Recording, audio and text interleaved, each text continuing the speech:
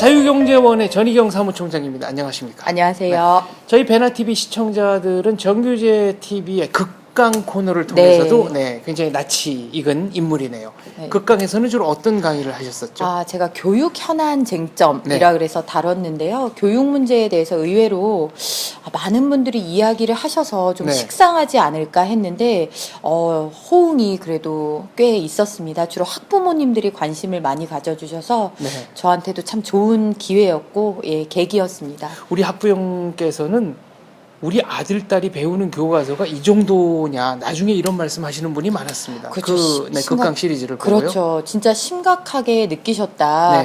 아이들이 책을 보고 있으면 부모 입장에서는 굉장히 흐뭇해서 등도 두드려주고 뭐 이랬었는데, 정작 그 교과서에 담긴 내용이 절대 교과서 내용을 제대로 공부해서는 아이가 제대로 자랄 수도 없거니와 대한민국의 건전한 시민으로, 또 대한민국의 건실한 직장인으로, 또 대한민국에서 정말 성취감을 가지고 성공해 보는 의욕을 가진 사람으로 자랄 수 없다. 이런 사실이 굉장히 충격적이셨다라는 말씀을 많이 들었습니다. 자, 그래서 하나 여쭙겠습니다. 최근에 이 광복 67주년, 건국 67주년을 맞아서 이른바 계기 수업이라는 걸 학교에서 하지 않습니까? 네. 그런데 통일에 대해서는 가르쳐도 건국과 광복에 대해서는 별로 가르치지 않는다는 얘기입니다. 네, 맞습니다.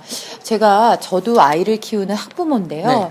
이 6.25 전후에서 통일에 대한 계기 수업이라는 걸 합니다. 이 계기 수업이라는 게 낯서실 텐데, 어떤 그 사건이 있는 이벤트가 있으면은 이제 그걸 기화로 해서 학생들에게 그렇게 이제 그 공부를 가르치는 거예요.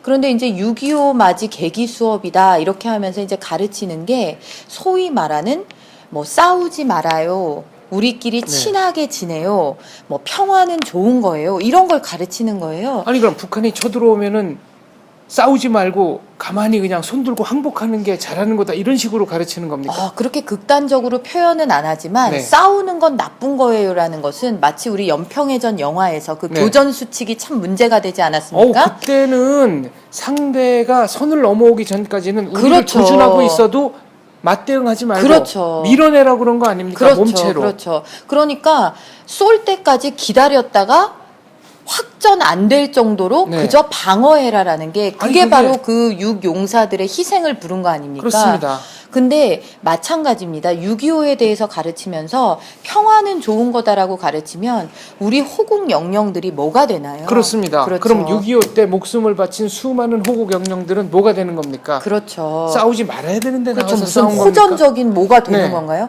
그런 게 아니라 우리가 자유에는 항상 대가가 따르고 자유를 누리는 시민들이라는 것은 책임이 그만큼 중요하다라는 거를 알아야 되고, 우리 학생들도 6.25라는 우리 그 민족, 국민 앞에 닥친 비극이 자유민주주의를 지키기 위해서 이렇게 많은 분들의 희생이 있었구나.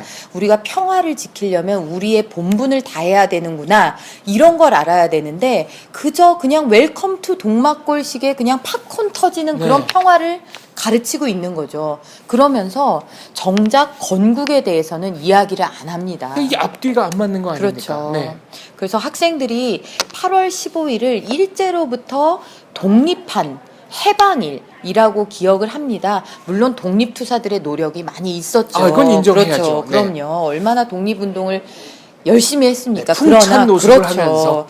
그러나 또 그 해방 이후에 45년부터 48년에 이르는 기간 동안 대한민국이 어느 길에 들어설 것이냐, 그러니까 김일성과 스탈린의 노선을 따를 것인가, 우리가 자유민주주의의 길로 나아갈 것이냐 하는 정말 절대절명의 운명의 순간을 겪은 거거든요. 그렇습니다.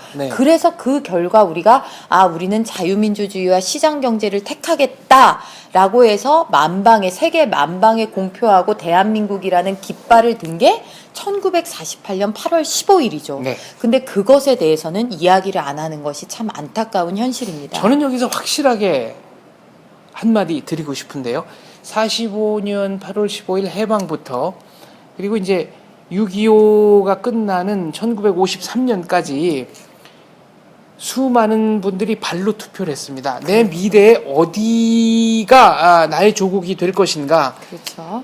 굉장히 유명한 분들이 월북을 하신 건 사실입니다만 전체적인 숫자로 보면 북쪽에서 남쪽으로 내려온 숫자가 10배쯤 많습니다. 그렇죠. 네. 네. 그래서 북한은 한동안 엘리트가 너무 많이 빠져나와서 그게 북한의 어떤 정체와 그대로 직결됐다는 얘기가 있을 정도죠. 그렇죠. 그래서 우리가 6.25 전쟁이 발발하자 북에서 남쪽으로 찾아 내려오신 네. 분들, 그분들은 그 짧은 기간 동안에 사회주의, 공산주의가 얼마나 허무맹랑하고 사람을 못 살게 하는 못 살게 것인지 구는다. 네. 그거를 경험하신 분들이거든요.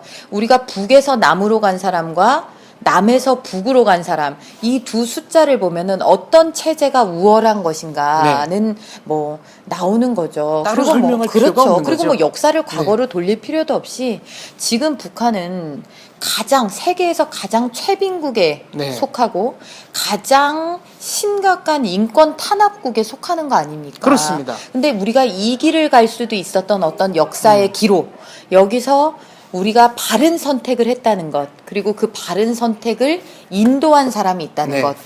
우남 이승만 박사. 네. 우남 이승만 대통령, 그런 분들이 있다라는 것을 학생들에게 제대로 가르칠 때 우리가 두 번 다시는 그런 6.25와 같은 네. 일도, 또 다시는 또 이 어떤 그 역사를 후퇴시키는 그런 일도 벌어지지 않을 거다, 이런 생각이 듭니다. 지금 말씀을 듣고 보니까 짚어야 될 게 하나 또 있습니다.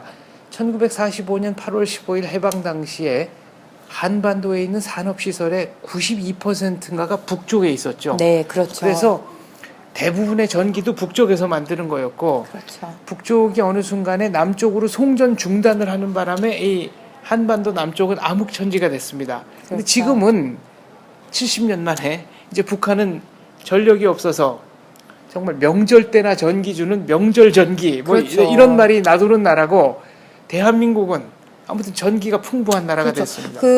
단적으로 남북한의 현실을 비교하는, 외신에서도 많이 인용하는 사진이 인공위성에서 찍은 한반도의 밤 사진이지 않습니까? 북쪽은 깜깜하고 평양 쪽만 조금 불 그렇죠. 들어와 있고, 네. 남쪽은 정말 반짝반짝 별이 반짝이듯이 불야성을 이루는 이제 그런 것들인데, 이렇게 명확히 보이는 어떤 역사적 진실도 학생들에게 가르치지 않는다. 그게 참 안타깝죠.